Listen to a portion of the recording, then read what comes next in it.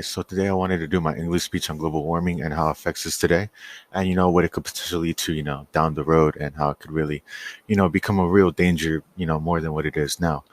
So with a problem like global warming, it's different from really any other problem because it's more of a global issue and can actually cause a mass extinction, given enough time for it to develop into something more serious. So for this reason, I believe we should all be conservationists. I'm not and when I say something like that, I don't necessarily mean we should all be, environmental activists. I'm just saying, that we should care more for the environment and, be more careful when it comes to the environment. And when I say something like that, I mean we should, consider things like not littering, be more careful where we put our trash, and also to save water and save electricity, and be more resourceful, basically. And when we consider these, solutions, these small solutions, it really helps out the environment a lot in the long run.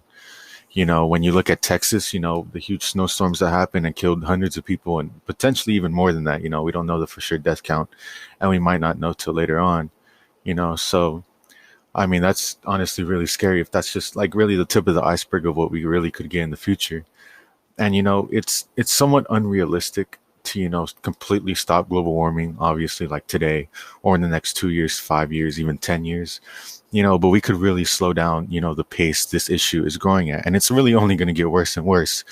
And when you look at all our political figures, they don't really care for any of this. Our last president um didn't even think it was a thing. So it kind of shows that I think once we really start caring, as humanity, more about this issue, it'll help us out, because in order for us to not have this crazy weather that um, threats many lives globally, in order for us to really have a healthy environment, and in order for us to be able to function as a society without this being a growing issue, it's really important that we, understand this problem and, help stop it at its root. Because at the end of the day, global warming is a root to a lot of issues, and it causes a lot of problems. Sea levels are growing, which cause floods and cause a lot of economic damage to many cities, many towns, and it's really not getting any better the more and more we wait to handle this issue.